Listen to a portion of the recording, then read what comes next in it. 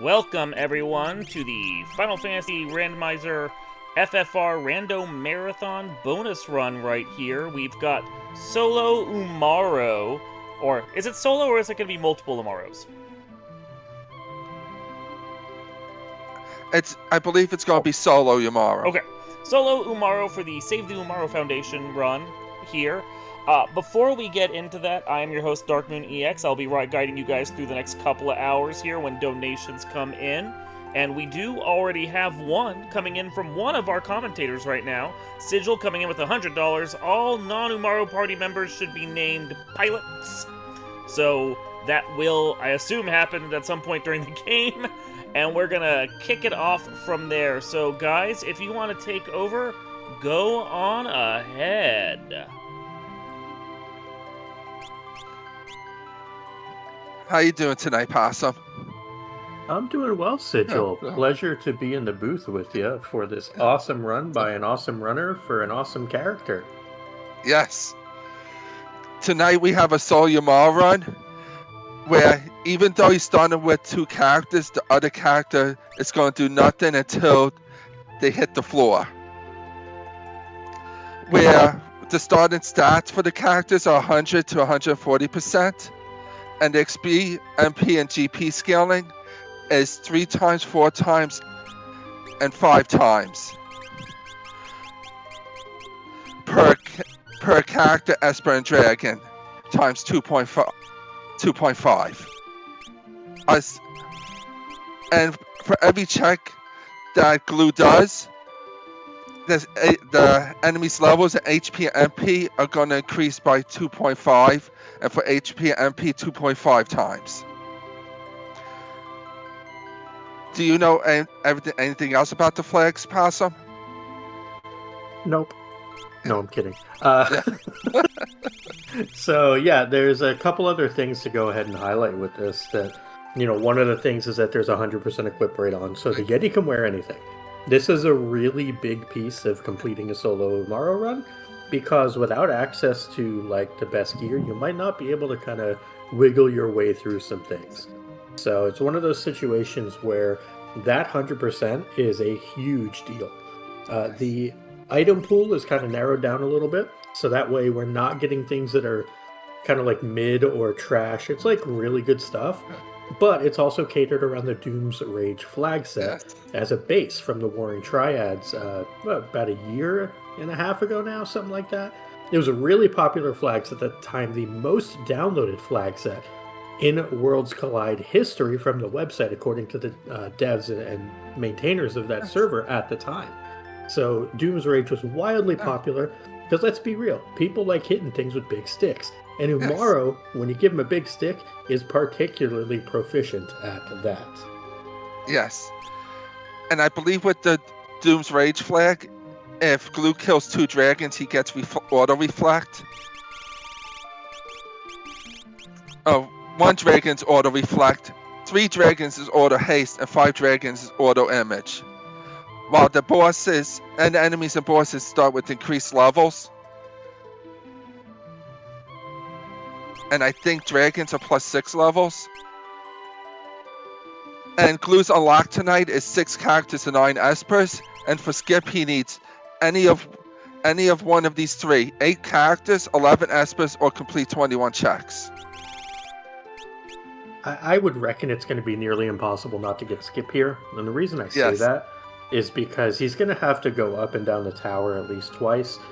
He's also going to have to go through and probably get all 5 of those dragons, and the reason is he's really going to want that image status to try to help him in tier 3 of Final Kefka.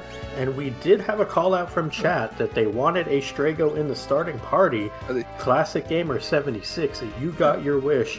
Strago going to be hitting the floor. Yes, he gets the honor to be the first character to hit the floor. It's the perfect place for Strago. One of the very interesting things, though, about having a Strago this early is, with it also being check scaling, this makes, in particular, Fnatic's Tower actually a very desirable check. Umaro is incredible for Fnatic's Tower because it says you don't get to use magic. And Umaro's like, I don't use magic. I don't care. So Umaro's the perfect character, actually, for this setup. It's kind of wild that this is actually very fortunate. Yes. I always love bringing Umaro to Fanatic's Tower.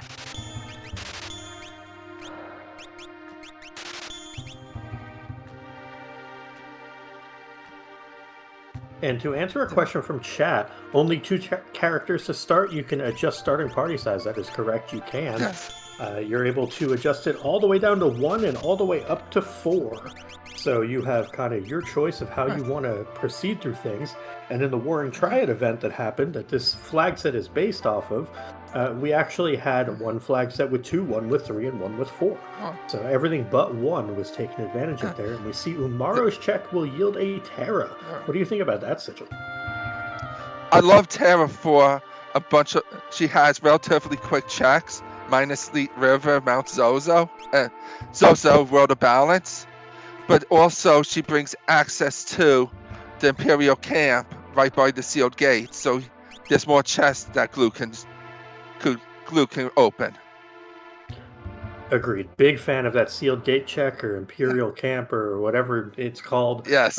Having access to that treasury and like 30 to 40 boxes total through there, it's really, really nice. Yes.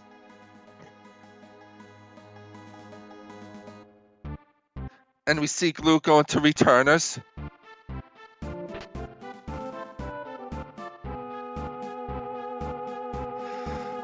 When I have a Umar start, I'm always hoping for Experience 8 to put right on him. I actually really like that ribbon pickup as well. Yes. That's not going to do much later on, but it's actually going to be incredible for random encounters early on to stop things like getting, random enemy moves that confuse you or do status effects. So I really like that ribbon early. Ooh. Umar will at least be wielding the Ragnarok. But the only downside is, since Umar cannot get MP from battles, he won't get the auto crit.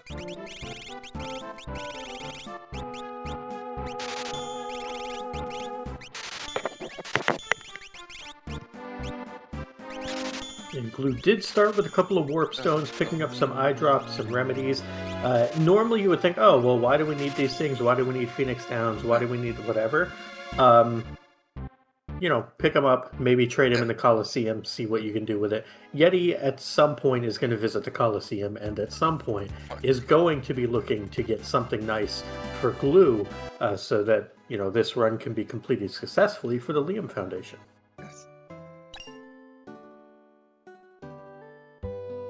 Possum, do you like hitting the Coliseum early when you have a Yeti start?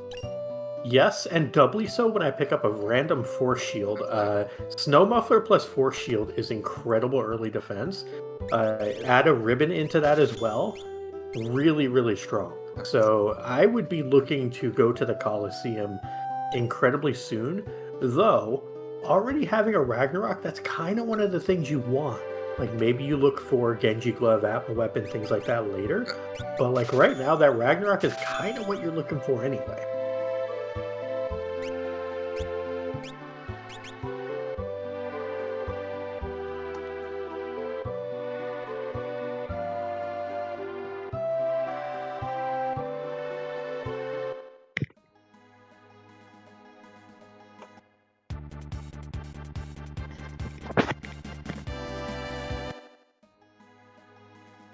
Looks like we're going to get a Zen check here from Glue. We'll see if an Esper is picked up here, if we're just fishing for information, what our intent here is. That Atlas armlet, that is something that I expect we're going to be very interested in. The reason being there is that Atlas armlet raises the fight damage, or basically Yeti attacking, just by 25%. So that's really good. 1,997 gold. Sigil, why can't we be this lucky in our seeds? I don't know. I was thinking the same thing. Every time with me, it's like 50,000, 40,000.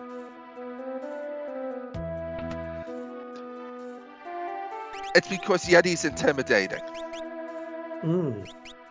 That is an interesting shop we see there. Striker and Perlance both there. unlikely that we'll need them. However, there are situations where, like, a Pearl Lance and an Offering is actually really effective against something like Doom. And with it being shuffled statues on Doom's Rage as the flag set, having an Offering is going to be key to get the Yeti through two things in particular. One is to get through Doom and not have to deal with it, putting up the image status and not being able to be hit, but 1 in 4 times effectively. And Goddess, who will love token. So trying to find an Offering, trying to find some way through and maybe take advantage of some elements in there as well could be very handy. A second ribbon's nice, just plain for money as well. Yes. But with the love token, Possum, the body slam he'll still hit himself with the love token. That is true. But at least he won't with regular swings and an Offering. Yes. So, that's one of those fights where you just kind of cross your fingers and hope and pray and be like, good boy, Yeti, you done it. And, hope he just like swings once with an Atma weapon and an Offering and just, does Goddess in.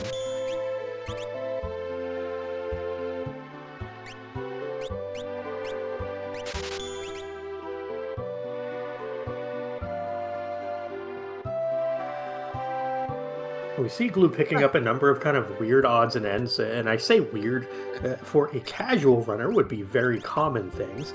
For a runner who would be looking to race would be far less common.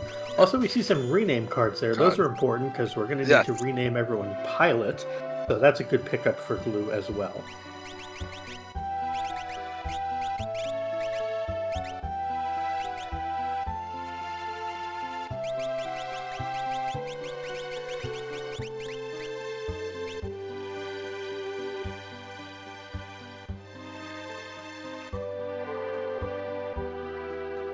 But I'm going to imagine that Glue is going to be pretty close to going after either some checks or the Coliseum here. What's your thought on that sigil? Where would you be heading? With the scaling it is right now, I'd probably either hit Fanatic's Tower real quick,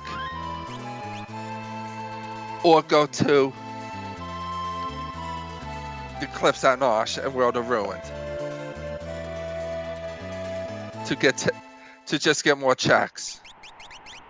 And as we see Glue, he's going to be fighting random encounters to get his levels up. Because in Worlds Collide, when you're level 3, you're at your weakest. That's true. You want to get off of level 3 jail, as we call it. Yeah.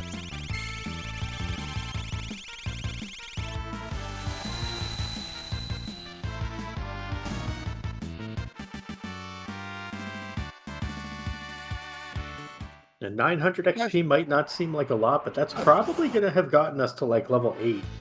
So that's really good. Right. This encounter would be incredible if we could do something other than use Umaro. Because these would be revivifiable. Looks like they are pretty weak though, so just one shot taking care of them. Yeah, they're still low on the scaling, since I think Glue only did 1 check so far.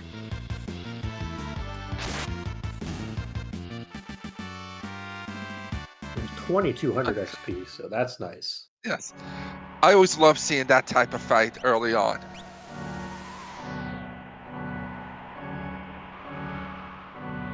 That level 10 is interesting because that's going to be a lot of extra initial strength, initial speed, just initial stats, and not speed per se, but extra physical damage that's going to come out really big because I assume that we're going to be looking to take on this dragon. My guess here is what Glue's going to do is go save, use a sleeping bag on exactly Umaro only and not Strago. Hope that the dragon takes out Strago so he doesn't have to worry about continually having to knock off a stronger and stronger character, and then go back and fight the dragon.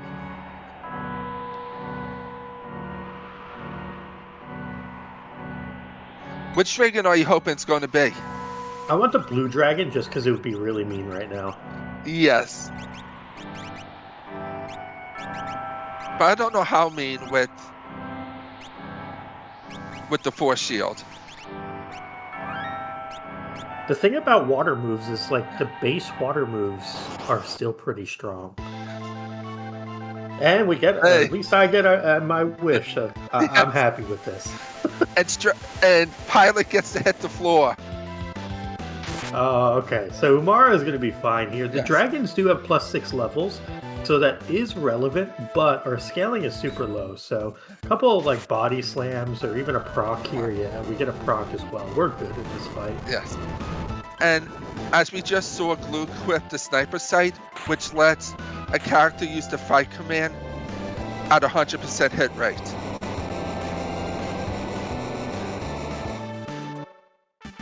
Yeah, not commonly used in Worlds Collide runs. However, in a solo run, very important.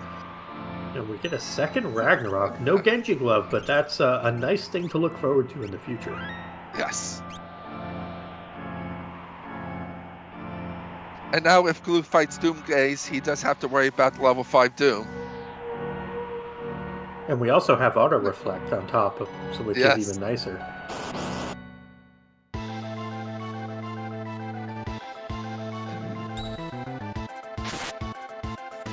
This is not a real fight. No.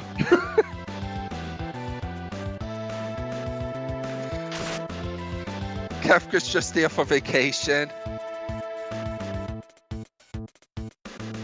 Would you say Kefka was looking to just escape it all? Yes.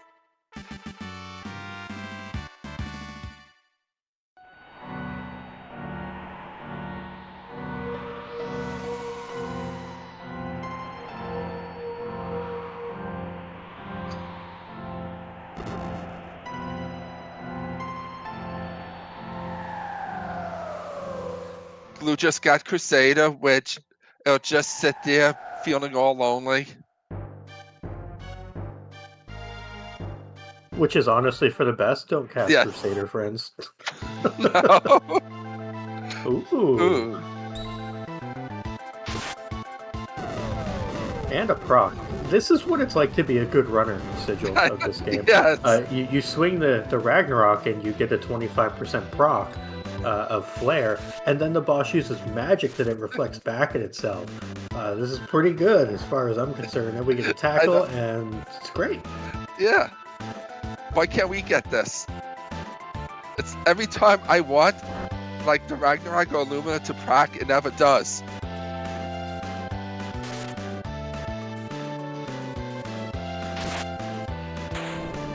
It is actually interesting, worth noting, that there are certain breakpoints, although very rarely used, where using an offering with a high vigor character and a Ragnarok is going to be better than just single swinging a Ragnarok. Now that is going to offend people by even mentioning that, but there are some breakpoints, especially early on, where that is viable. I don't know if we'll get that from Glue or not now that he has that offering, but it is something worth considering in fringe situations. Do you know those breakpoints? I don't.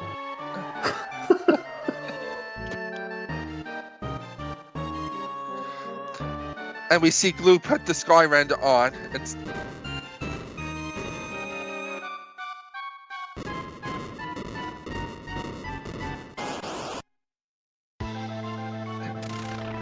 Oh, okay, this boss is pretty terrible if you ask me. But Glue showing off some nice tech here. Can't run. Why is that happening, Sigil? since Glue is trying to run, that stops Umaro from doing any type of attack. It's a way to let her turn into demon quicker. Else Umaro just keep hitting her and she'll just be countering the whole time.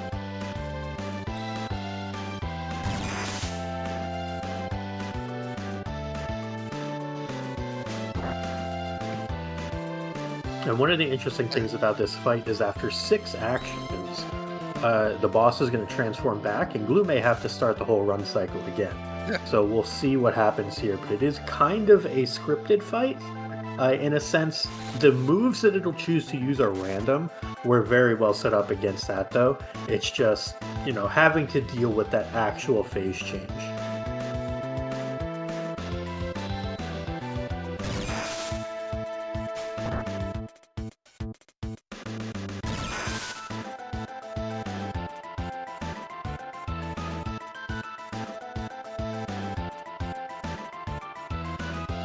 As he just said, Possum, Glue started to do the run tactic again.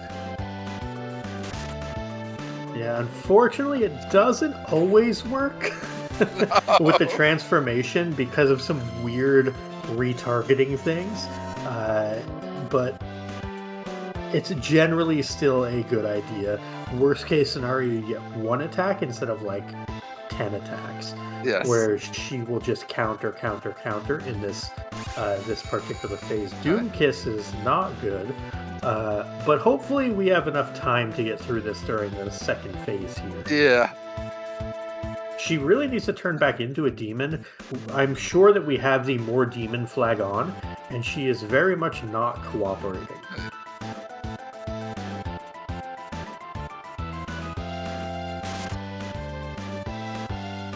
And there was a nice Yeti trying to attack the sprite that had gone off the screen, and therefore not able to actually hit. Classic interaction.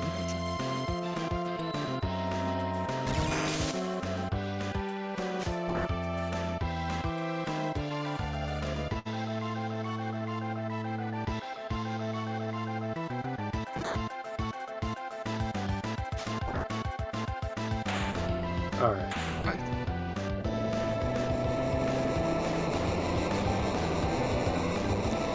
And we're going to begin our airship pilot number 2.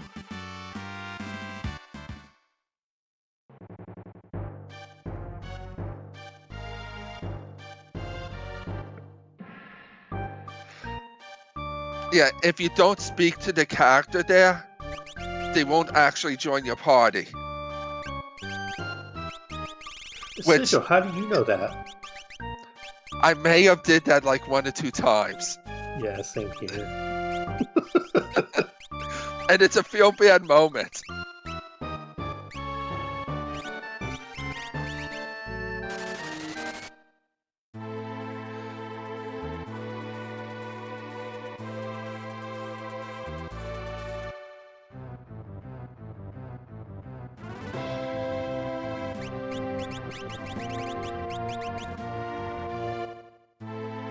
All right, we officially have our first true pilot.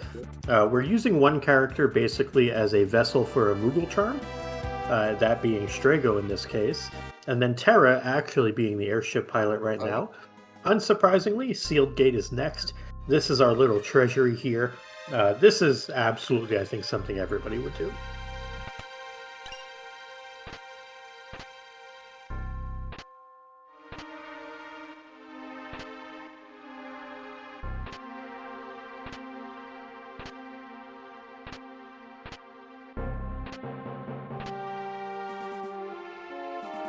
And everyone would be disappointed by it. Yes.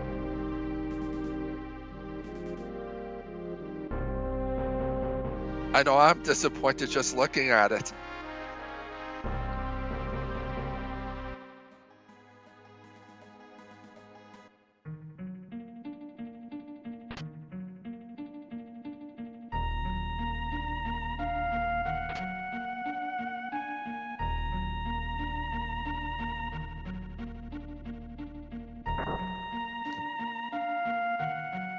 Every time I see a Genji helmet, Possum, I get disappointed. Because when I first see Genji, I'm thinking Genji glove. Yeah. Genji gloves are really good. Genji helmets are okay. Right?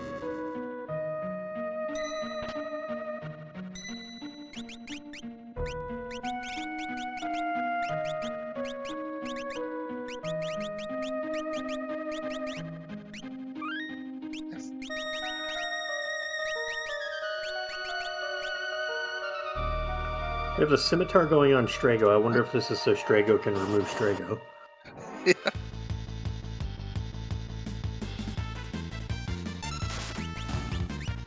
And we had Gloop equip the circlet on Yamaro, so increases Yamaro's magic stat, which Blizzard Orb's proc goes by. Alright, Strago has successfully unstragified the party.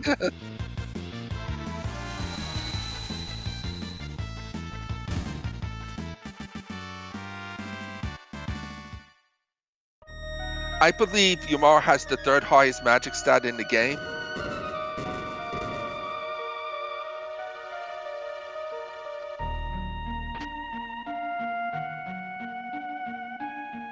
You know, Tosla, I don't believe so.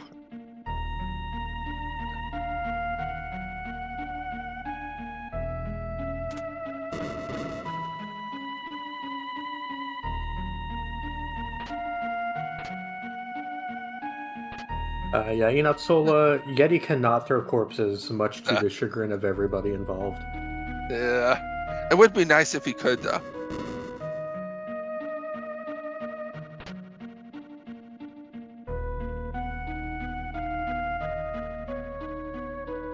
Can Yeti throw himself?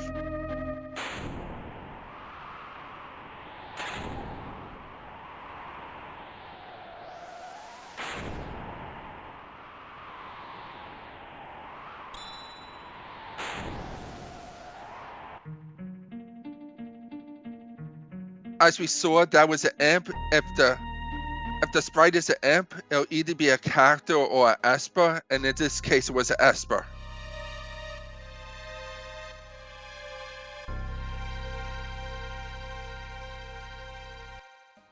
Possum, I feel like this would be the seed where all the espers are great. Oh, definitely. Mag Yeah. 2s, Strength 2s, Speed 2s, all the perfect stuff that you'd want for everyone. Yeah.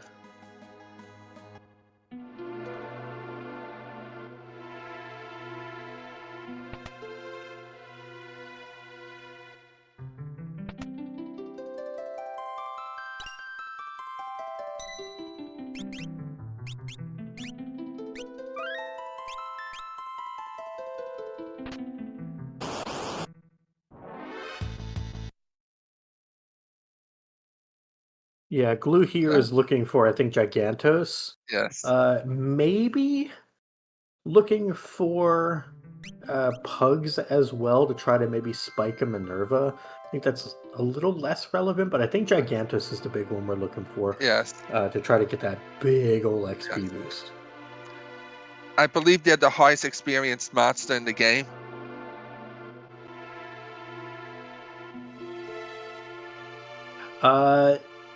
They're definitely the highest for XP to HP. Sweet.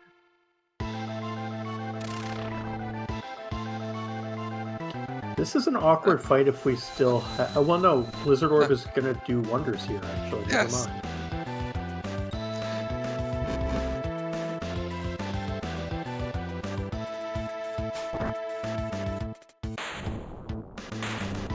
Same with body slamming.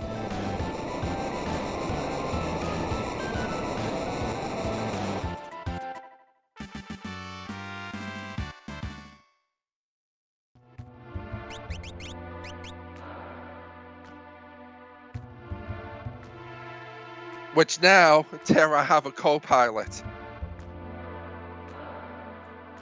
I don't think so. I think Glue might be trying to assemble reject percent to go with his Yeti. So he might be trying to get like Yeti, Strago, Mog, and I don't know, like Gao or something. Like all the characters that people kind of poo-poo on, might be trying to put them in the party just to prove a point.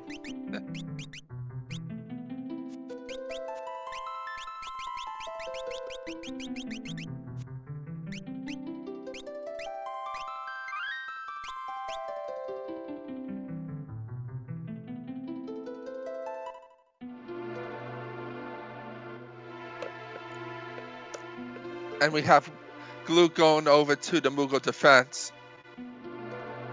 Or Lone Wolf. Yeah, it makes sense to set up all of Mog's checks. Yes. Do them while you're here, get Kefka and Narsh at the same time. Hopefully they have some good stuff.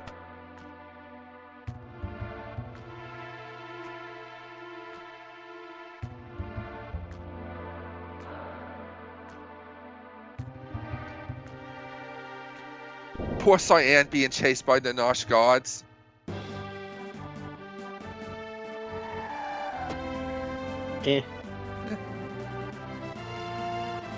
How do you feel about seeing Cyan? mean, great for checks. Love Cyan's checks. Nary a bad one in the bunch. Cyan as a character, his stats are bad, like really bad. Like makes Go-Go look good. They're so bad. But like sword tech in the Rando's great. It's so much better than in vanilla. But as far as Cyan goes, Cyan's a tough sell. So it might be worth taking into the party as another pilot. Yeah.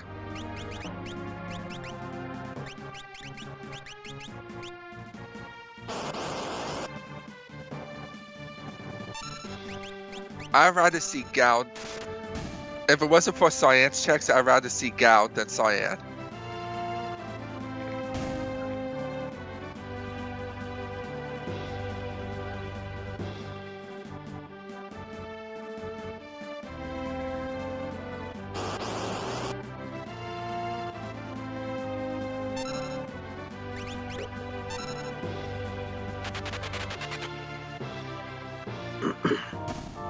Glue is trying to manipulate this to actually be able to knock off this random Kupek, but his ATB is such that it's basically proving to be impossible. Because Yeti is either getting too good of an ATB or Mog too bad an ATB for like 5 straight fights. It's rather humorous.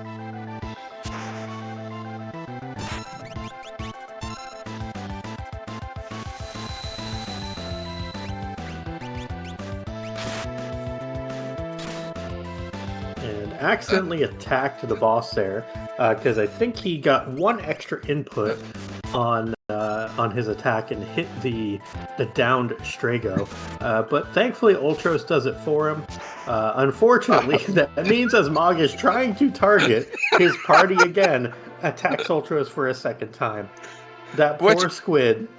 We're just going to go with Umaro's mind controlling Mog. Yes.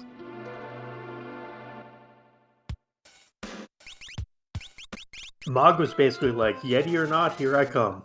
Yes. And that poor Ultros.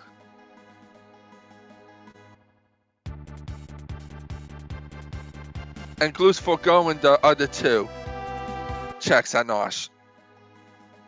I like that play picking up the Cyan. The Cyan checks are just so dang good. Yes. And just running up there and then waiting with Kefgat Nosh takes a long time. Yes.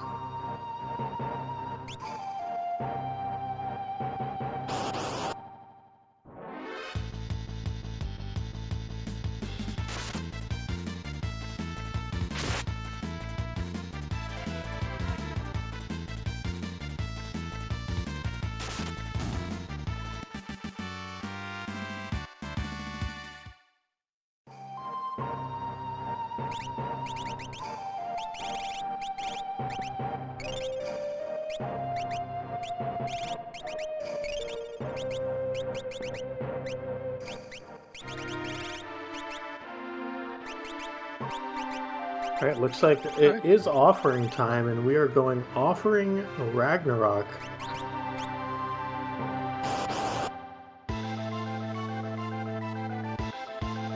This is a little scary, because if we got netted right away, that would have been bad. Slap is fine. Imp is much less fine, but we have Reflect. Yes.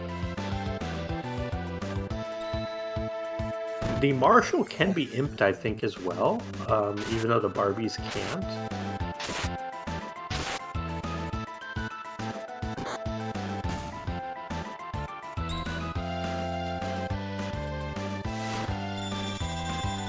Umaru is silenced. That doesn't do anything. They just have a little peace and quiet until they get defeated.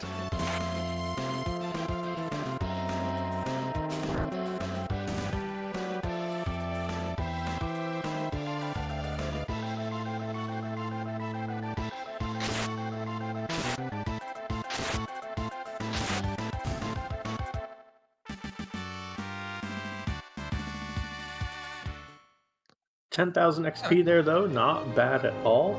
And we're going to get either what we would call a dead check or a Magicite. We do get a dead check. It's a Mega Elixir. That is not helpful.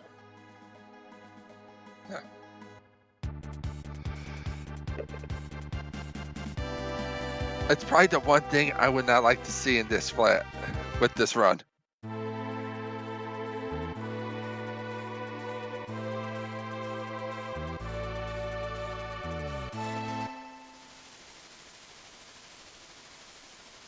Yeah. At least like an ice shield, you'd be able to go through and, equip it. It's kind of Yeah. redundant with a snow muffler, but Yeah. it is what it is.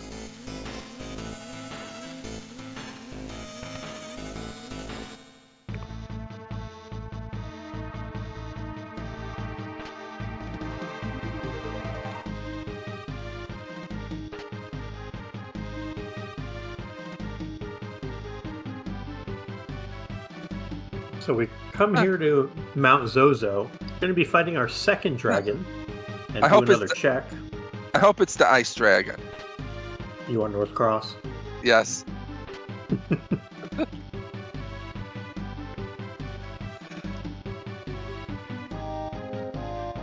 North Cross is a fun one. You can't stop freezing this game. There's no resistance Nope. to it. The only thing you can do is like break out of it with fire, Yes. but we can't do that. No. So our characters become a nice ice sculpture.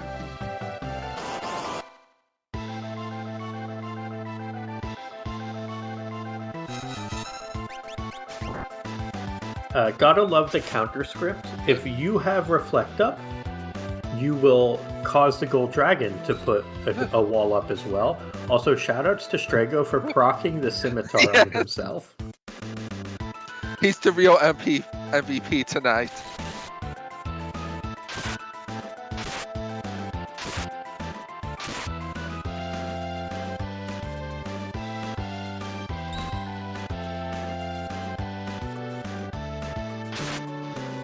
And we are getting about 2,400 damage per swing here out of Umaro, which is not too bad at all. Much better right now than his tackles or like a single swing. If we picked up a Genji Glove, a double swing Ragnarok would be much better. But right now, without like the egg to really get us there or a Genji Glove, I think this is absolutely the right play on Blue's part. Yes. I agree with you.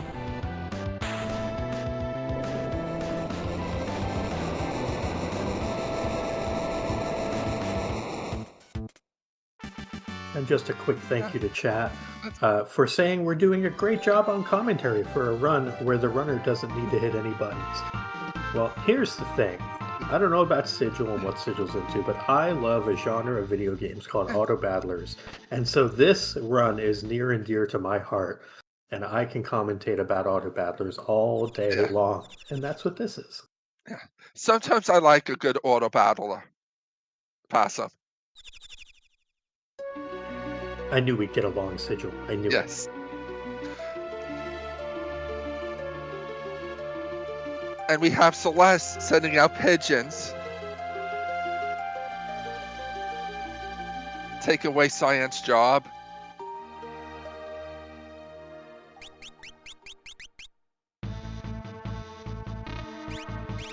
We are adding to our pile of pilots.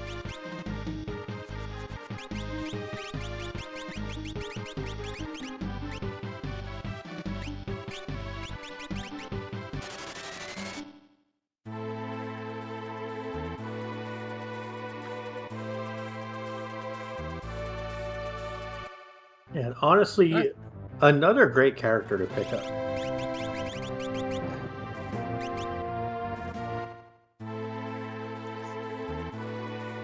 Has a bunch of great checks. And Celeste's Magic Tech 3 is guaranteed progression. Yeah. And we are going after dragon number 3 now.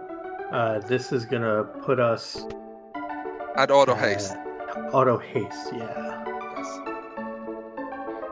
And then I could see Glue just getting the 2 dragons in Kefka's tower for the auto image. I'm still holding out hope for Fnatic's tower, but that hope is waning.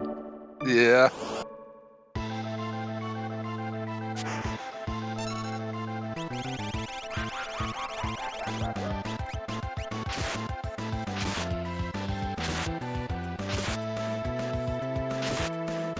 Maybe this gold dragon have the wombo combo of muscle belt and valiant knife.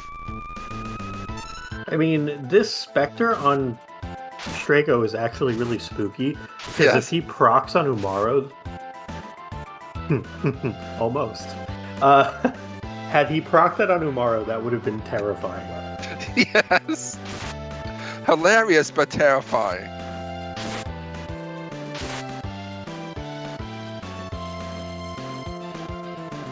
But Strago was helping Umaro out and taking himself out. Hey, all, you guys got time for a quick donation? Absolutely. We've got $50 in from Just Plain House. I found Worlds Collide randomizers a few months ago at a time when I really needed it. The Worlds Collide community has been great, and I plan to get into others soon. This little bit of support is the only way I could give back and pay it forward to a great cause. Remember, thank you, Just Plain House. Everything today and from the marathon before is in support of the Liam Foundation out of Rockford, Illinois, an LGBTQIA plus community support foundation doing the great work of helping out that community. All your money goes directly to them. Thank you very much for your donation, and keep it coming.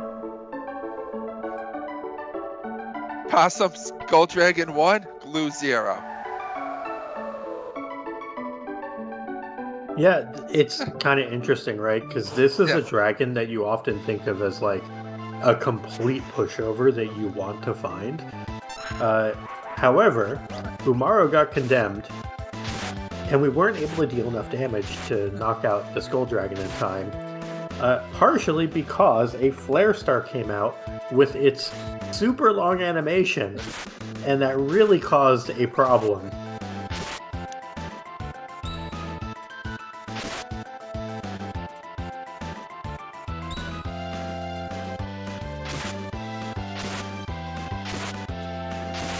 One of the interesting things about the condemn timer in this game is it counts down, and once it gets to 0, you go poof. But the better your stamina stat is, the lower the number starts at. So having better stamina is actually a detriment with things like condemn. Very, very silly. Yeah. Plus stamina is one of the stats I never like to see on Espers.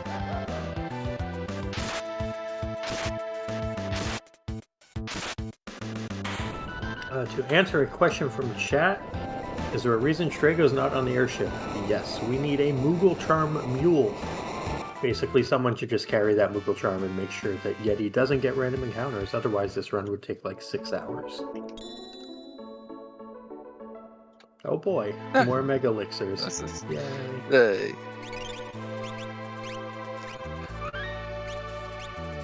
I would love to have them in any other seed.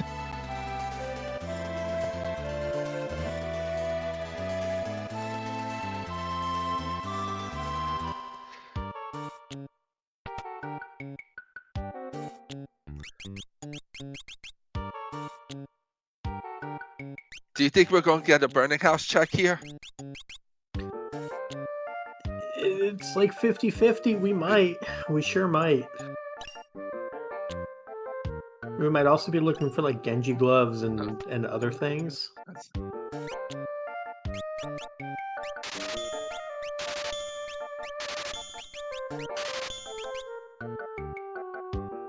Although we just bought a lot of random crap. So that also leads me to believe there might be a Coliseum check in our future. Yes. Oh, Hero Ring. Love that. If anyone out there didn't know, Hero Ring gives the benefits of the Atlas and earrings all in one slot. A fight where you don't want the tackle to come out.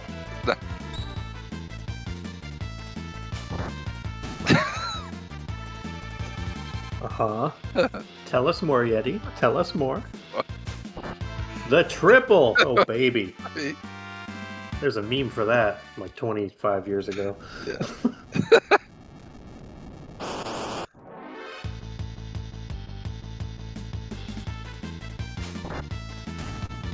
Yeti, please. Scarcera the reason why the second character is there is just for the Moogle charm. Glue wants both relic slots open for the Yeti. Yeah. Okay, so this is an incredible fight in almost any other situation. This is super scary because there is something called roulette that these can have, and if Blue gets unlucky, well, rip. So Yeah. Condemn is good, but we really just don't want to deal with this. High XP, high gold, great encounter, not for this party.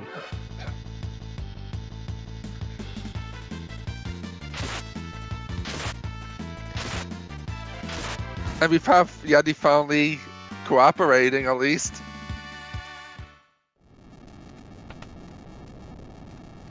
And Burning House Glue is opting to go into the treasure room, rarely done, but this is a right door, left door, left door to optimally get through here.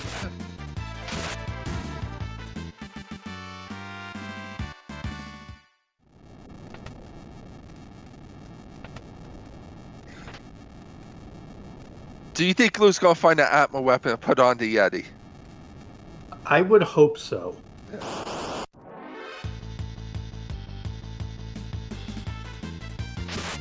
I would also be interested to see if we were to find a lock, would we end up doing something like Ribbon Curse Shield to let Umaro unlock the Paladin Shield to make things easier long run? Yeah.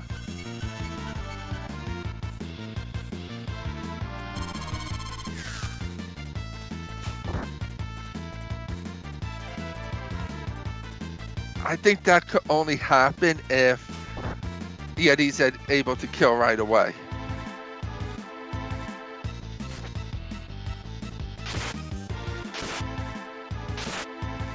Because everything's just going to hit like a truck with the curse shield user. Magic-wise, yes, but the physical through a snow muffler is still going to be negligible. Yeah. And we do have a cutscene here, so this is a character. It is an airship pilot. The original airship pilot.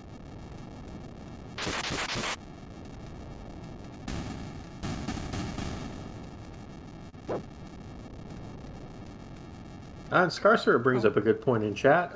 Don't you need to be able to gain MP to be able to unlock the curse shield? That's true. So you can't get it with the Yeti or with Gogo, actually. Yeah, right.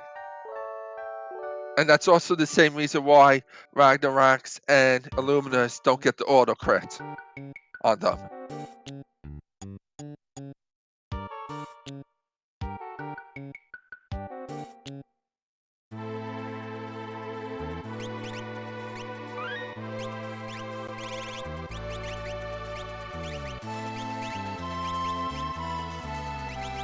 All right, we have pilot number 6. We have a 6-pack of pilots waiting for the Yeti back on the airship once he defeats Final Kefka in however long from now.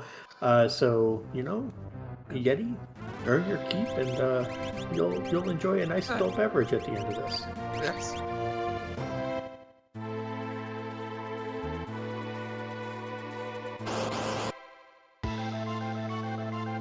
Ruh-roh. A vanilla Doomgaze. And Doomgaze doing Strago's work for him. Yeah, this is awkward. Like, Doom is going to be reflected, so that's not a problem. But there's things like Whirlwind and Cyclonic and stuff like that. Those could be particularly bad here if they land and then some other kind of chip damage is done. So this is definitely going to be interesting. Absolute Zero, while a strong move, is not going to do much. In fact, heals Strago for 1. Well done. But the big worry is anything that reduces his HP by like 15/16ths or down to like single digits.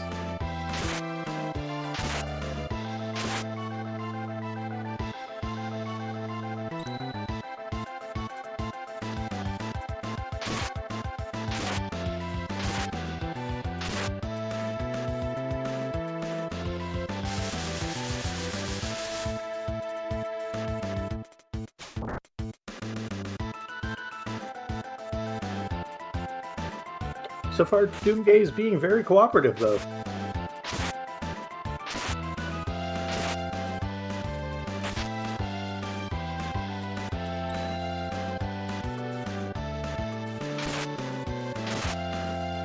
Yeah, we just saw Arrow do 0 damage to Yeti. Yeah, basically nothing's gonna matter if, like, Cyclonic and Whirlwind and whatever are in there.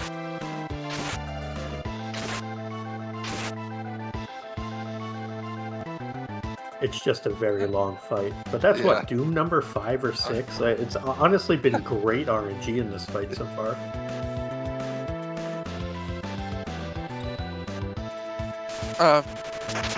Scarsura, the starting level was 3.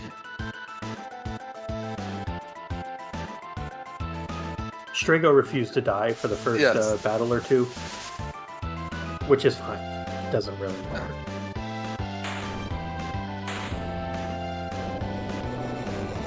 All things considered, that was a super chill Doom case. Yes. Why can't we have those fights like that? This is why we're not Mega Elixir Runner, Sigil. Or, you know, tournament champions. Yeah.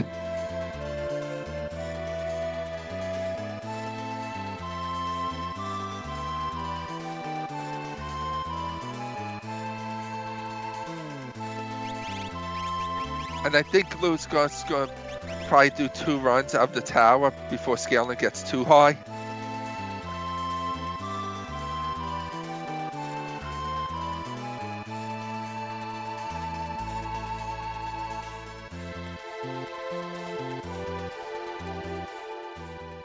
Yeah, that is true. He can go ahead and just kind of start clearing the tower.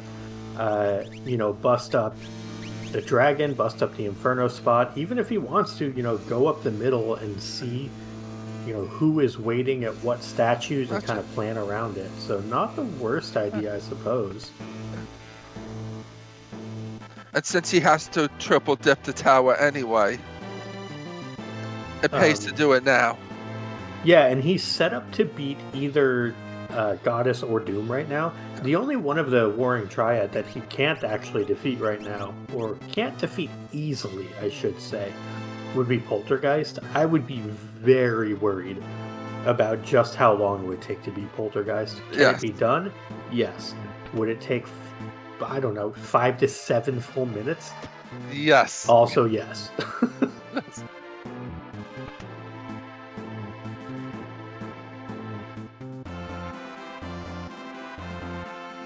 The big worry from Goddess would be Overcast and some sort of instant death shenanigan, but she shouldn't have enough HP for it to matter. Doom, the only thing to worry about would be North Cross. Wouldn't even be worried about targeting, it would just be how long it would take for a North Cross to go. So that's one thing that interests me is, you know, what is Glue's plan here for these statues? Is he actually going in and doing them right now, or is this more of just like a scouting expedition and pop some dragons along the way, get that auto image, etc.? I'm thinking he's going to do two statues.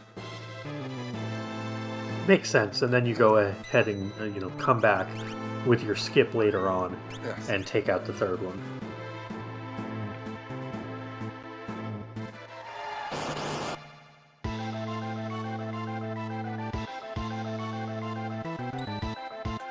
This is a fight where you would absolutely adore having either a thief in like a steal or a capture command, but we don't, so that is unfortunate.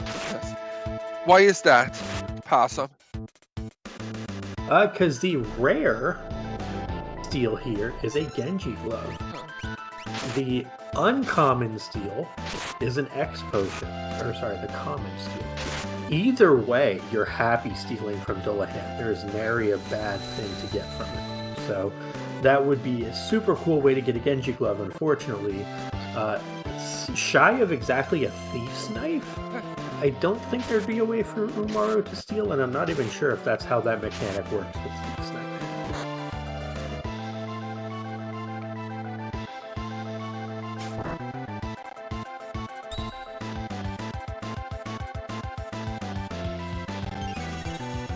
I'm still hoping one of the dragons drop an Atma weapon. Yeah, without an Atma weapon, long term, Kefka's going to be a problem. Without an Atma weapon or a Genji glove or a Valiant knife, something that allows you to break the damage limit, something that allows you to kind of, really turn the tides into your potential favor. Because like even Illuminas and Ragnaroks and things like that, they leave a lot to be desired when you are climbing against Kefka in particular. Yeah.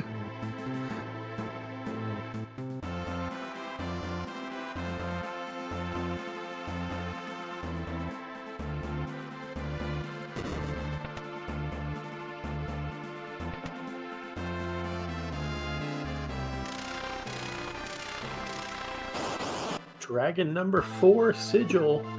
We have the red dragon. Red dragon.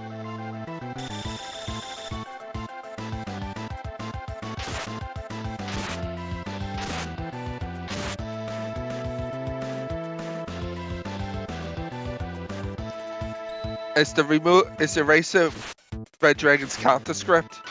Yes, almost all the dragons have a counter script for wall. It's kind of funny. It's honestly not a bad idea if you're ever scared about, what dragons are doing or what you might run into. Have a wall ring, have reflect. Just put it up on one of your party members and you can just kind of bait the dragons into doing dumb things instead of their actual moves.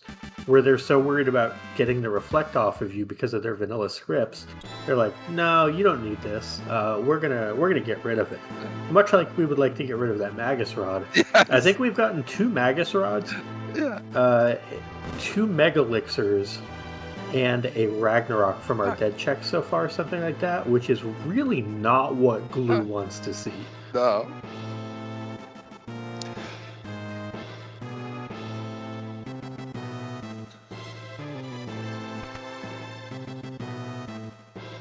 I think we are almost mandatorily going to be seeing a Coliseum check at some point.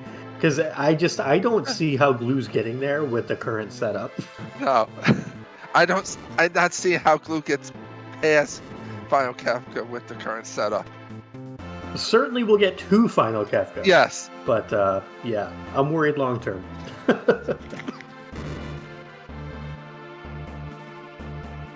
We should get another dragon here, though. Clear out these 2. Nice little kind of wraparound technique you can do from the right side there. You can go and cross over to the left side. But Glue opting not to, maybe thinking I'll take on the Fanatic's Tower dragon, or when I come back in here, I'll worry about it then. I think Glue just didn't want to increase the scaling. This is actually a very scary boss. The reason being, Delta Hit does not care about your shield, your wall. Delta Hit will go through it and simply turn you to stone if all 3 of these pieces are left up too long. So we need to get rid of some arms here to stop that from happening. I think it's about 30 seconds.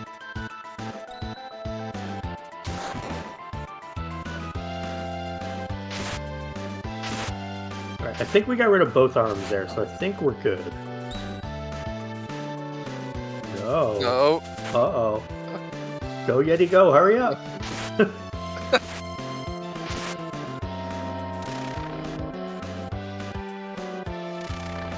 This is where that auto haste is coming in clutch. Yes. I think Glue just has to be careful. Just has to hope Yeti beats Inferno before the arms come back up.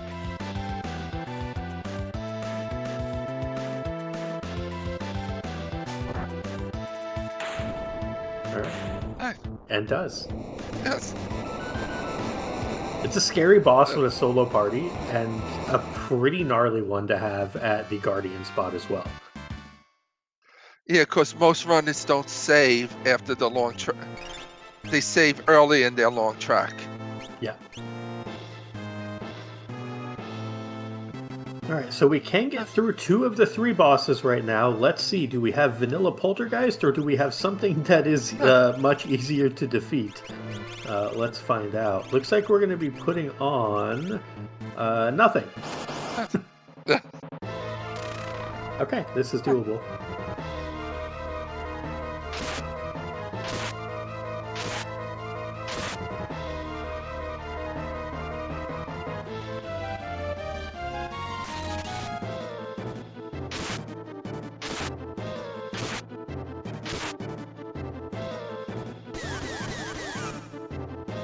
There's a love token. Nobody cares. Love token would stop the fight command from working. Yeti can still body slam himself. But Yes. Yeti is choosing to be a good boy in this fight and just attack, attack, attack.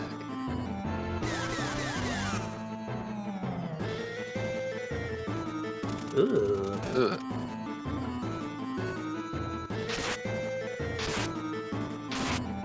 Had Yeti body slam there, he might have done himself in, so I'm glad that that went well for Glue. No, he would have. Because I think the body slam is doing around 2,700. One of the neat things here is picking up that Excalibur means if we do come across Doom, that Excalibur will do more than a Ragnarok because of the Holy Principle attached to it. So that could be cool for Glue to get a hold of. Does not care who the other statues are, simply warping out, not giving a hoot, and just carrying on now. Gonna be... let's see if he goes back in or does something else. Looks like we're going somewhere else, and it is time for Fanatic's Tower.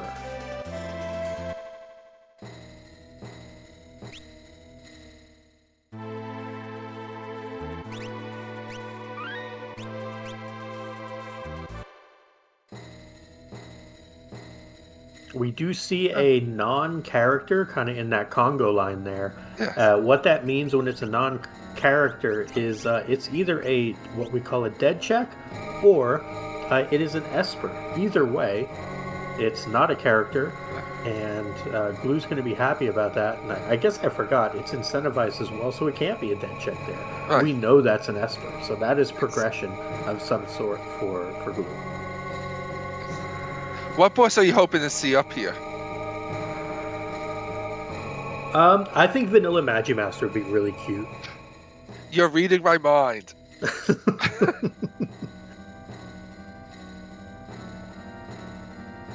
I would have asked what were you feeling on that, but I think I got my answer, so I'll save myself a question, I guess. As long as the Atma weapon's not up there. Or the VK.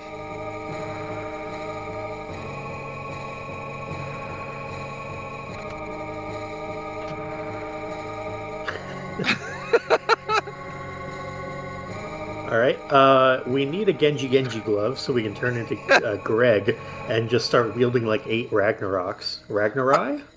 No, I'm just pitching Yumaro just being like Zoro from One Piece and have one Ragnarok in his mouth.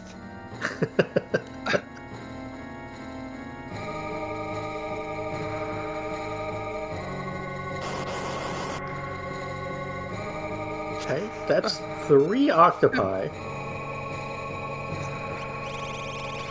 And the next one will be our least favorite.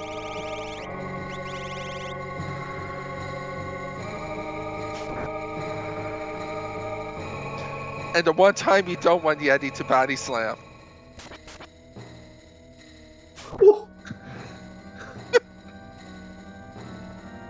I'm not gonna lie, I don't remember the last time I saw a tentacle do 1,300 damage to somebody. But that was great. Yes.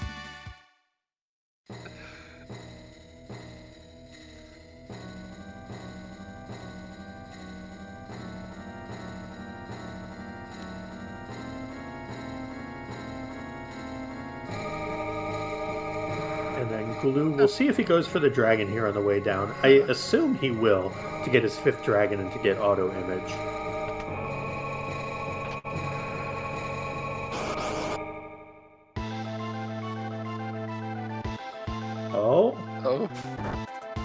Oh, this could be spooky if exactly one thing happens. Yes.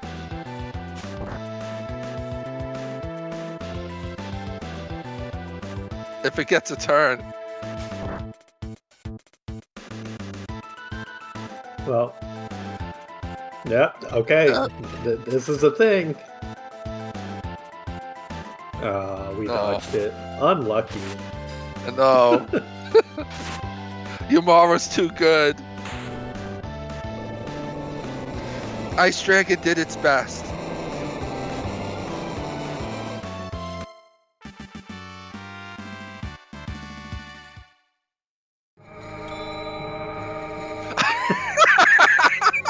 I'm telling you, we need a Genji glove. Yes. He's going to be 5-wielding it. Give me that battle on the big bridge. We've got 4 Ragnaroks. No, I think that's 5. Oh, is it 5? It's a pile, man. It is a pile. Any other time you'd be happy to see them.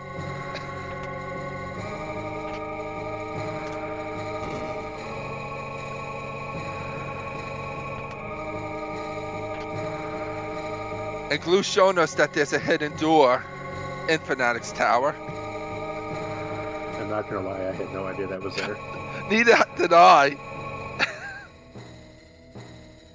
Granted, I've played vanilla exactly 1 time of this game, despite playing hundreds of Rando seeds. Yeah, that's cool. Now I'll know that if I ever run this in an archipelago. Cough, cough, literally did at the, FFR marathon last weekend. Whoops! And it'll suck if the item was there that you needed, that someone needed. Yeah, it's in the Fanatic's Tower hidden chest. Sorry, the what?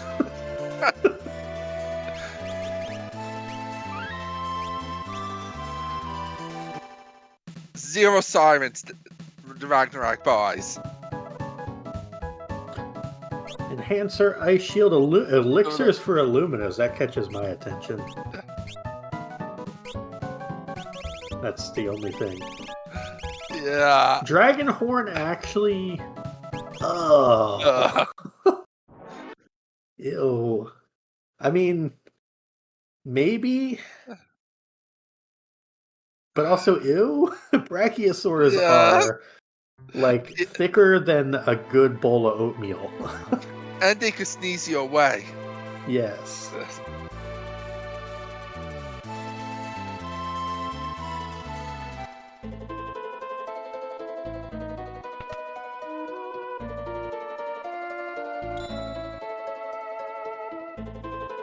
And honestly, the Illumina is probably a negative investment compared to the Ragnarok because of holy absorption for things like Lady in Tier 3, where it might actually be a detriment.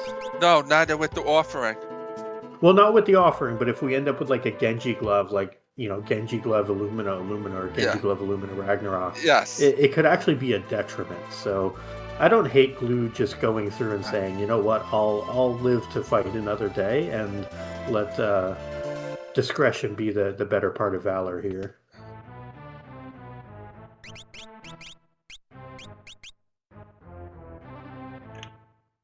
And that's the reason why I like, if I have Ragnarok and Illuma on the user, I have the Ragnarok first. For sure. Oh, there's a Valiant Knife, though. It's not an Atma, and Yeti doesn't have a huge HP pool, but we do have a Muscle Belt. So, like, if we do go Muscle Belt, get enough levels, offering Valiant Knife, there's some run we can get with that. It's again, not the Atma offering we want, but it's kind of the next best thing. But I also see doing a lot of damage without the Muscle Belt. Yes.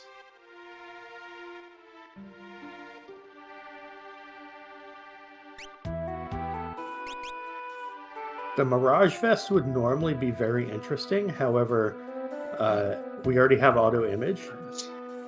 Also, the vendors in this town have auto image, courtesy of the other people in the town. Yes.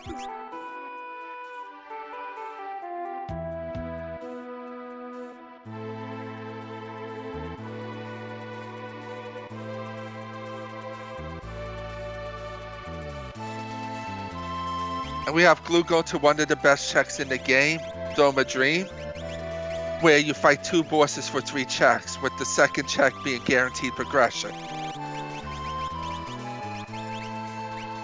Alright, we do see that Valiant Knife going on, that Muscle Belt offering. So, if for nothing else, this is going to allow Glue to just start really chewing through fights in a much quicker fashion than he was getting through with the Ragnarok. Yes. Not that Ragnarok is a bad weapon by any means, but VK offering is one of like the be-all end-all builds in the randomizer, even for an uncontrollable Unga Bunga. Yes. Since the VK bypasses defense with the second part of its damage formula, which is the max HP minus the current HP.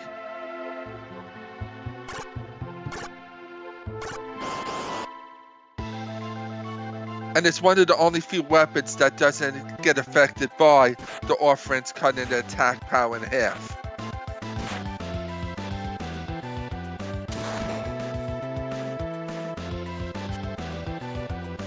Interesting thing about this particular boss, it basically functions on a 10-second real-world timer for the Gru phase. So that is why we see the Yeti just kind of swinging away and the snail is hiding and all that. Enough swings here and we could actually kill the shell. I don't think that's going to happen, but that would be funny. Yes.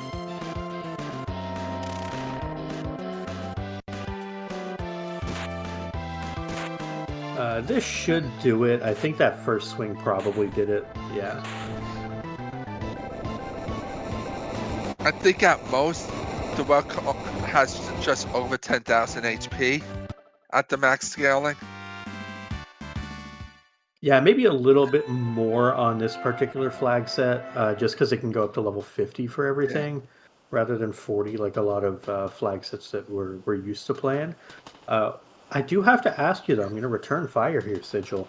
Yeah. What boss do you want to see somewhere buried in this here? Check for glue. Rexall. That's exactly what I was thinking. I love it. We are on the same page, my friend. This is beautiful. Yes. It's so harmonious. And why do we want to see that, Sigil? Since Umaro is uncontrollable and offering hits randomly, we hope that it hits the two cronies with Rexall so the fight gets extended. It's beautiful, I tell y'all. It's beautiful. Love being on the same page. Because I think that's the only boss left I want to see with this setup.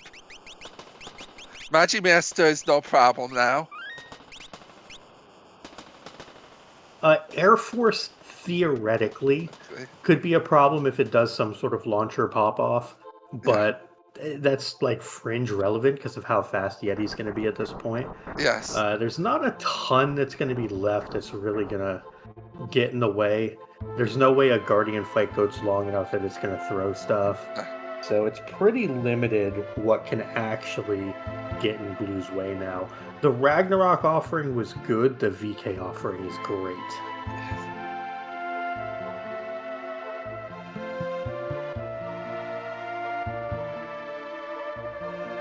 The VK offering also gives us an out against Poltergeist. So Glue is all set for everything up to Kefka. Would still much rather have an Atma than have a VK, but here we are. I think it counts how much damage the VK is doing at max health.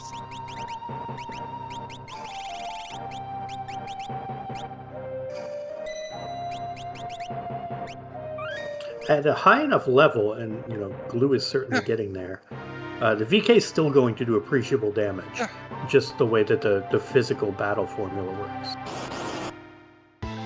Because with the Atma weapon, I'm afraid with tier 3 Whirlwind. True.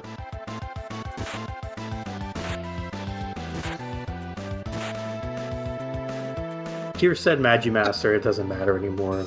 Yeah. Unfortunate. I know. Strago whiffed on himself with a scimitar, though, and that took 2,600. Oh, yeah, Strago! Whew, buddy. Remember, of course, the auto image. Oh, that's right. That's a good point. If we equip Sniper Sight on Strago, would that bypass the auto image? Yes.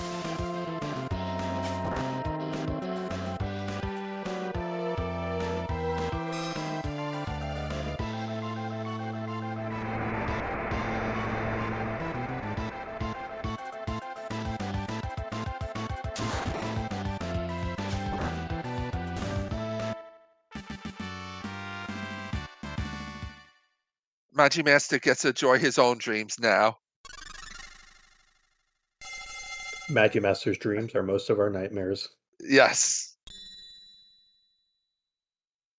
All right, Glue has to be approaching unlock at this point. We've got to be near our 9 espers. Maybe 1 off, maybe 2 off. I'm thinking 1 off right now. Also, our dead check pool in this seed has been what? Megalixir, Megalixir, Megalixir, Megalixir, Ragnarok, Ragnarok, Ragnarok, Ragnarok. Magus Rod, Magus Rod. That's good. That's some nice high-tier garbage. Yes. We did get our unlock, by the way, so Glue can go win the game now, should he choose. He's probably going to try to shop a little more, though. I really think he wants to find some sort of weapon that's going to be able to make some hay for him. None of those are going to do it. Man-Eater is interesting. I don't know if we'd get Man-Eater strats over going with the VK. VK. That would be a choice. I like it, though, and it's definitely a talking point. Why is a Man-Eater so good? I believe most of the parts on Final Kafka are considered human, and Man-Eater, I believe, does 2 times damage against human opponents. That is exactly it. Also, did you happen to see what Glue just found? Experience egg. That was buyable 45 levels ago? Yeah. That's even better.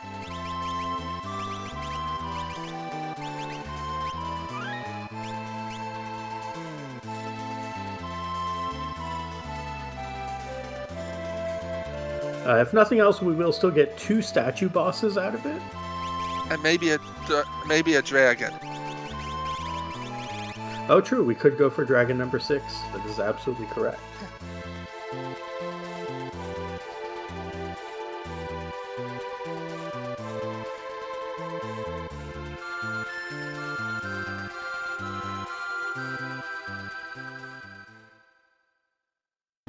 It just counts on how high Glue wants his levels.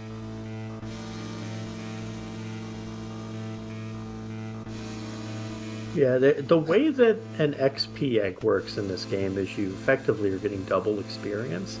And when you're relying on a physical fighter, that's doubly important, because the way the physical damage formulas work is you get 2 times the bonus to physical damage that you do to magic based on the level. So things like a Valiant Knife, a Ragnarok, any of those, they're getting much more of a benefit than, say, Ice 3 would from a magic user.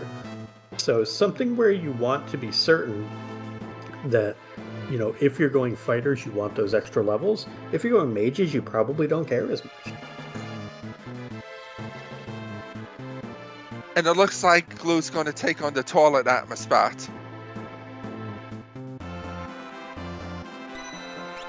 Yeah, definitely don't hate that. No. Extra dragon, extra fight, and then 2 more statues. So that's 4, hopefully, big XP fights. I say that. And then, we get this guy. We're using a Pearl Rod for a pilot to unpilot himself.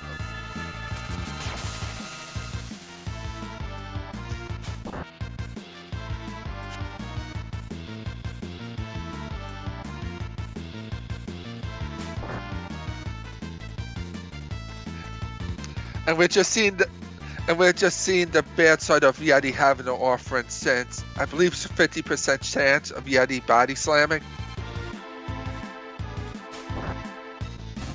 50% of the time, every time. Yep.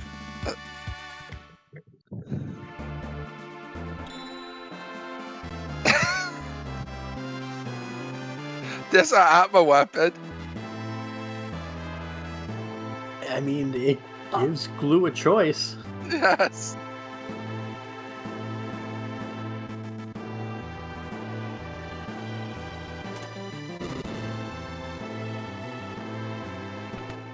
And I honestly have not done enough of these seeds, insofar as I've never done one of these seeds, to know if the correct answer is Atma or if it's VK.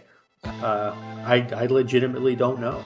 It's Uh, probably Atma, and hope you don't get unlucky with like W Wind and quarters in tier 2, but I have no idea. That'd be a good question to ask Glue after this.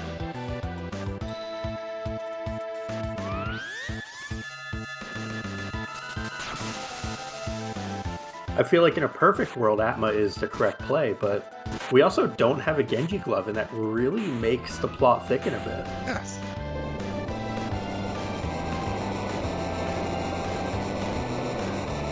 The White Dragon, unless you're like level 3, is not a problem. At level 3, Scar Beam will really mess you up, Pearl will mess you up.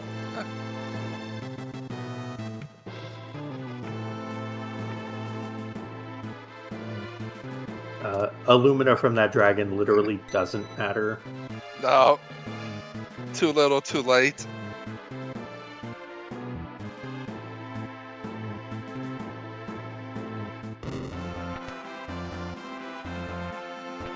I'm thinking VK offering is still better than Illumina offering, or Yes. just Illumina even against Doom. I can't imagine we're gonna go off that. Maybe we go Atma offering instead, but I don't see a world where that Illumina comes into play here. Yeah, I don't see a world that either, since you're automatically auto-hitting and you're not getting the Pearl proc. Yeah.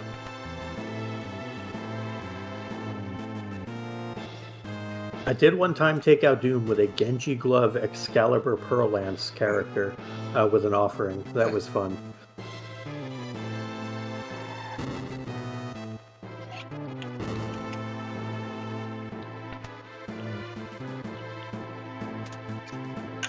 What's your favorite offense in Seeds? The offense as presented to me. I personally love just hitting things with big shiny swords. I say that, but all of my PBs are like Economizer Ultima or Merton Strats. So despite what I like, those are not what I do best at. So I don't know. The answer is not fixed dice. Chat is wrong. Right. Fixed dice are always a scam. What about you, Sigil? What's your favorite offense? Also not fixed dice, obviously. Nah. I sad every time I have to use fixed dice. Probably the same as you, big sticks. Nice shiny big sticks.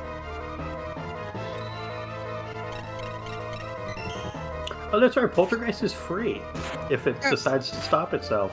Yes. You silly bird, you.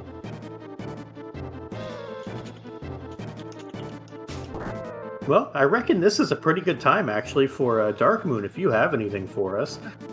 Anything about the Foundation, for whom this run is benefiting, any donations, anything like that you want to talk about. This is a great time, because Poltergeist is just kind of chilling here, and, well, so are we. We do enjoy it when a bird is just chilling. We don't have any donations in right now, although appreciations to the two that have come in so far, and their big total adding to our big total. But this is all in support of the Liam Foundation, an LGBTQIA+ community out of Rockford, Illinois, supporting and caring for the trans and LGBTQIA community, and doing all they can to help that community out in any way they can.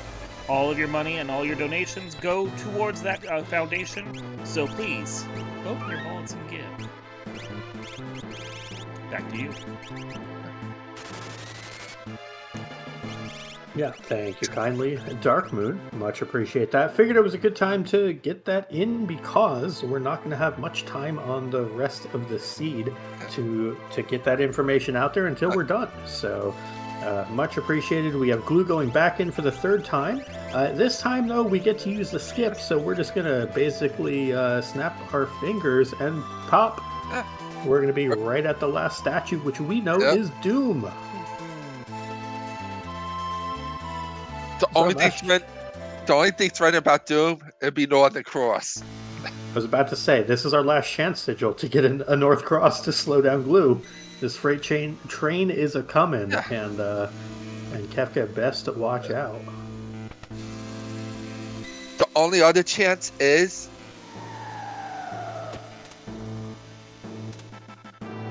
in tier 2.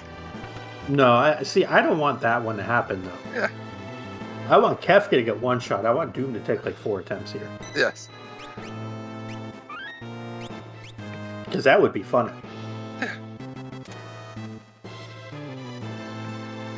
Also of note, Sigil, I haven't been keeping count, but did we see Glue pet any dogs? We didn't. Huh. I'm a little hurt by that. Guess I'll have to write to the committee about that. Yes.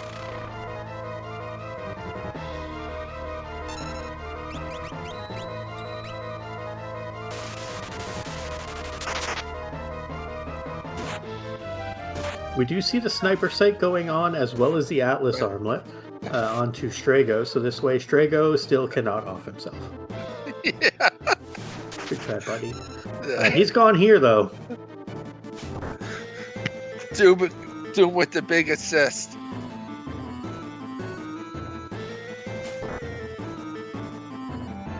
And this is why no one likes Drago Possum. He can't even off himself correctly.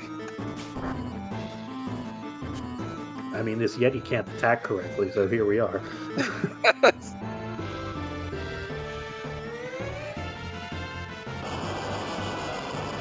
The interesting thing about a VK in this situation is that, yes, we're doing a lot of damage even at basically full health. That just means the final Kefka fight's going to take longer, which means more random nonsense in Tier 2 especially can happen. And that's scary. I don't think that much random nonsense can happen in Tier 2 besides North Cross. Doom Tusk. Wouldn't auto image stop that? Unless it gets broken from something else, yes. But I don't want to see a Doom Tusk this run. Also true. Yes.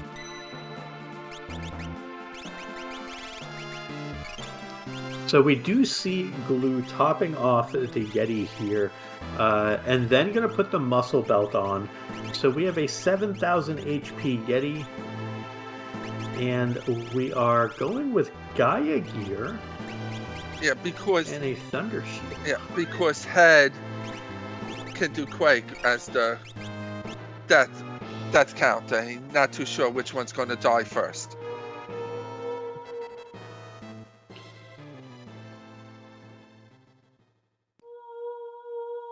All right, one of the games we love to play, folks, is, well, how long do y'all think this fight's going to take? I'm going with 8 minutes and 30 seconds. I'm going to say 9 minutes and 59 seconds.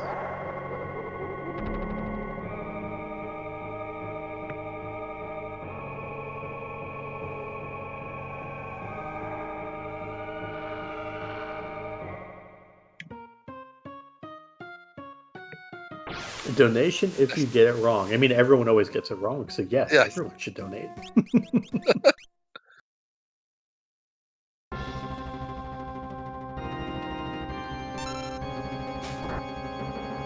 All right, Yeti with the tackle, not what we want. No. All right, Yeti with the tackle, not what we want.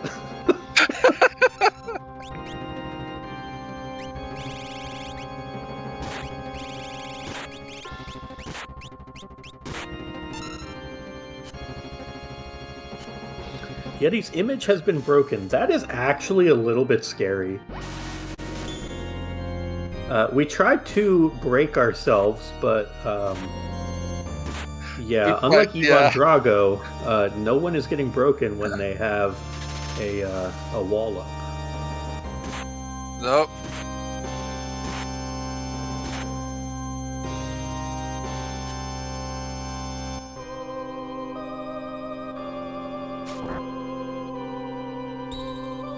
Would he reset if break hit the big arm? Probably not. It wasn't intentional. No.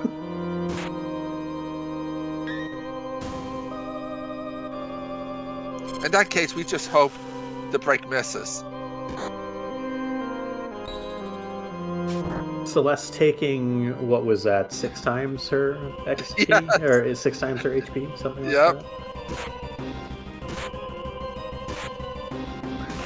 Yeti's living his best dream. And the Quake comes out, and Yeti is back to full health.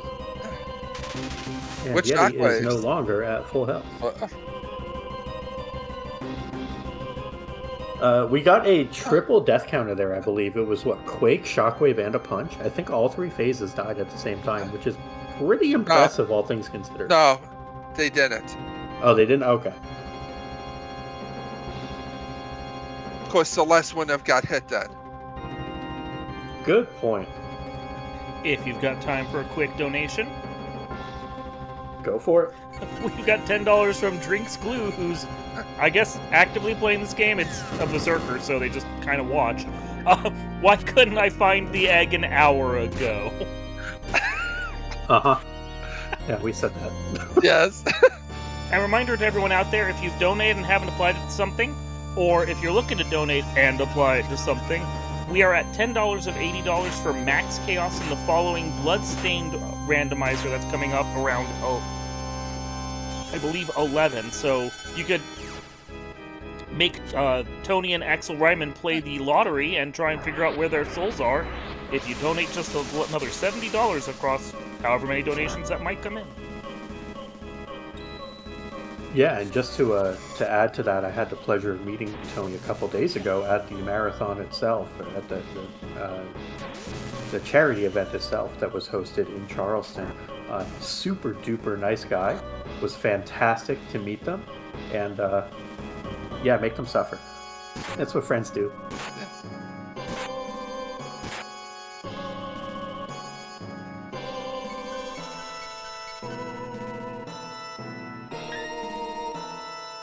So we see Yeti kind of going to town here, throwing some attacks out, doing some things. We have no image up. This is where it gets a little scary. You know, just don't get unlucky, forehead, like we got there, where we tackled when it would have been really good to not tackle. I know. But now we do big damage. Yes. We like big numbers. That was a Sir Mix-a-Lot song.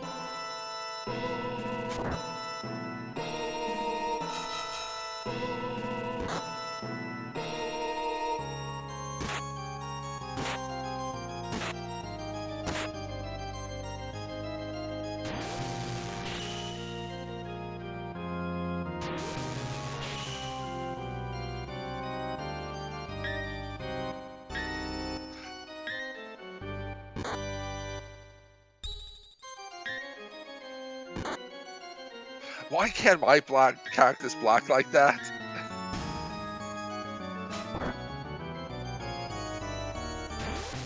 I don't know, but I'm afraid that like somehow we haven't seen a quarter yet, which is wild to me. Yeah. So that's really cool. Blue might one-shot this. Yes.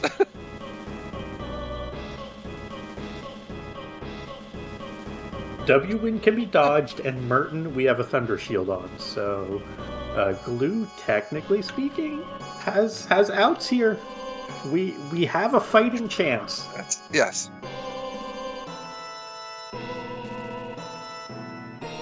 Merton's fine. The preferred opener. I mean, nothing is the preferred opener, but... But you have like a Thunder Shield and whatnot. Okay. That's what, 12, 13, 14? That should be enough. Yeah, this is enough.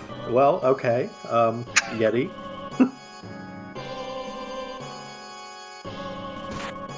Okay. Yes. Yeah, that's going to get us through, and we still have image up, so as long as it doesn't go calmness, break image into second calmness, we're fine. Yes. And we're fine. 28k does not put us past Fallen One, but a second attack right after that would, so as long as we dodge tackles... As long as Fallen One doesn't happen in between. True, there is also the risk of attack... Fallen One attack Ultima, isn't there? Yes. Because of the breakpoints, because we're at 28k per swing. Exactly. Ooh.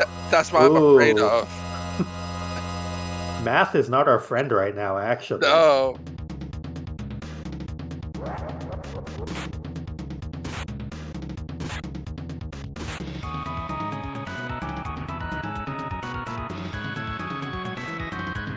Oh, we Ooh. just got there. It's like 29,200 or something to push. So this is still a little spooky. Yeti, you need to not be doing that though, fam. I know. The Yeti's trying his best. This is where the force shield is going to do its job, and this should do it. So Glue is going to one-shot this, and is going to come in just over 90 minutes. What a run! I know. Wow. Wow.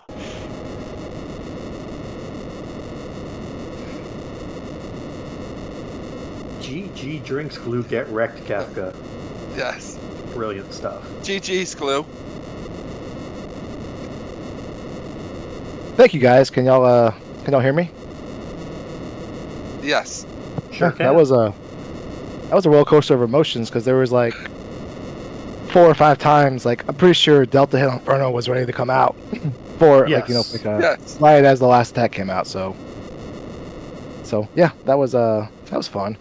Yeah, and then Yeti just decided to body slam. Oh yeah. Yeah, there was like a handful of moments with this. I was incredibly stupid fortunate in like 7 or 8 different spots. Yes. Where things could have gone sideways.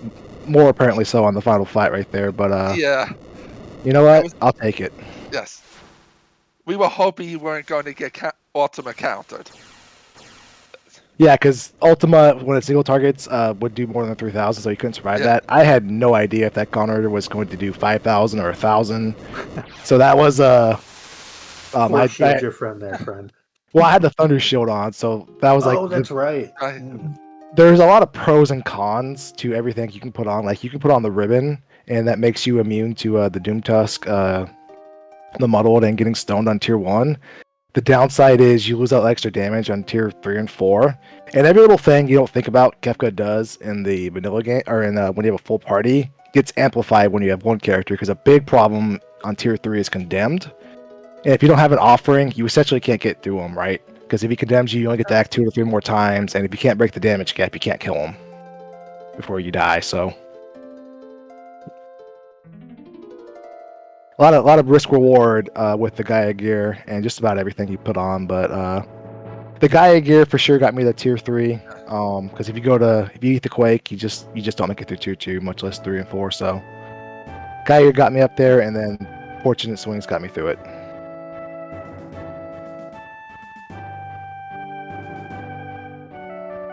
How did you feel when you found the experience egg? Oh, fantastic. I felt ecstatic. I was super happy. I had my wife look through the spoiler log for this, and I have one request. Make sure there was an offering in the Coliseum. If you've never seen a Worlds Collide spoiler log in the Coliseum, basically everything on the left is what you wager, and everything on the right is what you get. And I said, Control F, find offering, confirm it's on the right side, I'll take care of it.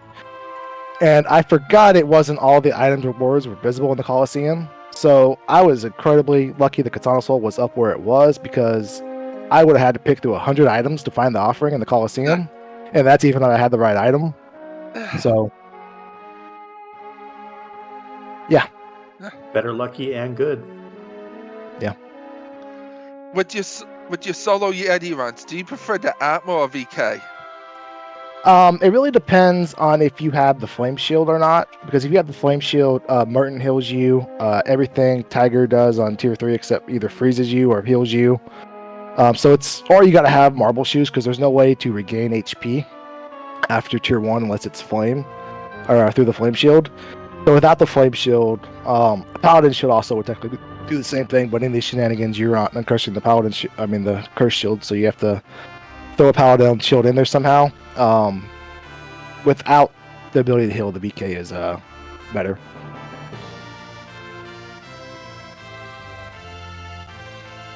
The checks that you did, you were looking for, I assume, an Atma VK, something like that, for quite a long time. You eventually found a VK in a shop. You got more Ragnaroks than a Yeti has limbs. You got a couple of Magus rods. You got a large stack of what was the other item? Megalixirs that were unusable.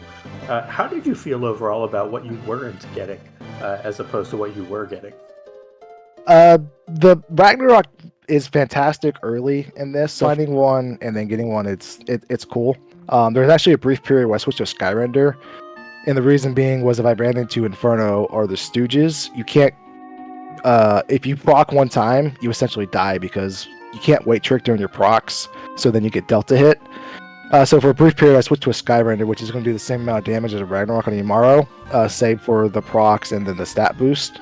So it's really just like finding.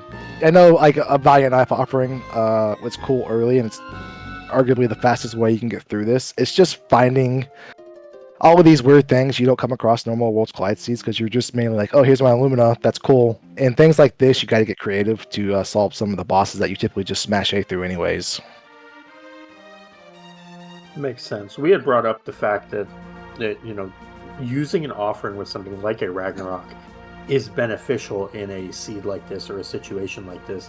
Just taking advantage of the raw damage that it gives you, procs be darned. So it was cool to see that put into effect, to great use, honestly, much more than you'd see normally. A lot of folks would just poo-poo it on the spot. I certainly don't know the breakpoints. Sigil doesn't know them either. We're up here in the booth like, seems like a great idea, but we don't know when it's good and bad. Do you have any idea like when it starts to fall off, that it's no longer good versus single swinging? Or is it pretty much in this case always better to be offering with any big stick? With Yamaro without the ability to get the auto crit, the offering arguably is better because anytime you proc, you're not weight tricking, so you're essentially letting everything get another turn to act. And there's a lot of things in a lot of boss scripts that you don't think otherwise. Like, I mentioned Delta hit, but like Doomgaze came out with a fractional damage ability, so I was pretty fortunate. But if he does, I'm kind of like, done for because those 80 arrows actually kill you now instead of just doing nothing.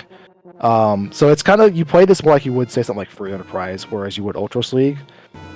You don't just run up into a spot and smash it to the face. You kind of got to run up to the moon spot or the Bahamut spot and see, okay, this is Antlion, who is a famous troll on the moon. You got to see that it's Antlion, equip your party a certain way, or the best possible way for the fight, rather than just ramrodding through everything like you do in most things in Worlds Collide. Definitely a lot more thought going into the character that has the fewest thoughts other than Unka and Bunga. But yeah, thank you guys for doing commentary for these shenanigans, by the way. This is riveting stuff. I'm sure one day this will be in a video game Hall of Fame somewhere, this performance. Well, then it was an honor and a pleasure to get to commentate it with Sigil. We definitely were not trying to curse your run the entire way through. Well, we're in the same Discord channel, so obviously I heard it all. Yeah. But no, yeah. I'm glad. I wish I got trolled at least one spot. I think this is the first time I've ever done one and never died. Or did I die and I don't remember it? I think you took a reset, maybe two. You died to Skull Dragon, of all things. Skull Dragon. So, again, one of those things that are normally not scary when you walk up to it and just cast Fire 3 and it dies. That Kadamba counter of 25 was I think that was more painful than not finding the egg. Yeah. But also, that's essentially what happens to you on tier 3. You get condemned, and then you can't do enough damage to kill him before you go down. So, Skull Dragon was Kefka's MVP tonight. Yes, he was. Yeah.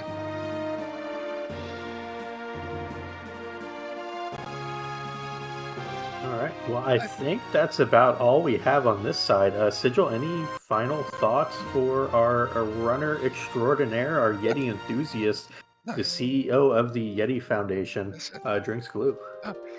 I just want to thank him for putting on a wonderful show and how amazing the Yeti is and everything that he does for the community. Best pilot. Yeah. Yes. And remember the Save the Urano Foundation. Pre-disclosure: this is not a real foundation like the Liam Foundation. Does real work, but air quotes off. The Save the Tomorrow Foundation. We strive to keep Umaro's Yetis off of the airship and restore them to their natural habitat where they belong, on the battlefield, defeating Funnel Kafka, dying to Skull Dragons. So hopefully tonight maybe change some of your opinions on what you can accomplish with Umaro. Glue, I got one final thing for you. Sure, my friend. How come the number of dogs you pet tonight was 0? I never walked past any. Huh. Weird. You were literally in a town that had a number of them. Which town was that? Whichever one has Burning House. There's no dogs in Burning House. No, not in Burning House, but in the town. Yeah. There's no only if you do only if you warp back there. When you warp back out and you leave that room, intercept resets. Oh. Huh. Unlucky. Yeah. That's a sign you know too much about a game that you probably need to pick up another hobby, right? I love it because I was just gonna be teasing you about it, but I can't even do that. I know. We can by him not going to World of Ruin Mobris just for the dog. I was probably there next if the last Esper on whatchamacallit was or the throne was dead in Dome of Dream. I kind of saved some free checks just so I didn't have to not get the levels. And of course you find the experience egg when you have no more checks left to do after you get unlocked. Yeah. That's fine.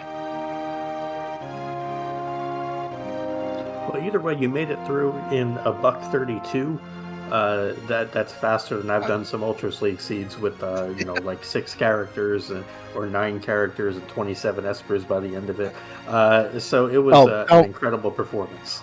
Also, the Doom's Rage is cherry picked for this because of the auto reflect, the auto haste, and the auto image. The auto image is huge for columnist protection plus tier 2 shenanigans. So arguably, this is the best possible flag set you could do stupid stuff like this with for this purpose. But again, thank you guys for doing commentary for me. Thank you, Dark Moon and FFR, for allowing me to do these shenanigans and help support the FFR, not just here tonight, but obviously all over the past week. It was a blast, and thank you guys again. Thank you, Pastor, for doing concert with me. It was a pleasure. Absolutely. Always a great time, Sigil. Yes. And let's go ahead and kick it back to Dark Moon. Thank you again for having us and doing the Lord's work behind the scenes. It was fun having you guys. We have one more donation that came in from Tony Ortiz 15, $70. I can't let my buddy get away with not actually fully spinning the roulette wheel that is Bloodstained. It's max chaos in time. If he still beats it too fast, he can run an SDS after. So, alright, and for that we're going to start wrapping everything up, send this on. We will be back at 11 with the Bloodstained run, so just a little over an hour. Sunflash will be taking care of that one with Tony and Axel Ryman. And we all will see you back then for more great marathon action to wrap this all up. Thanks, guys!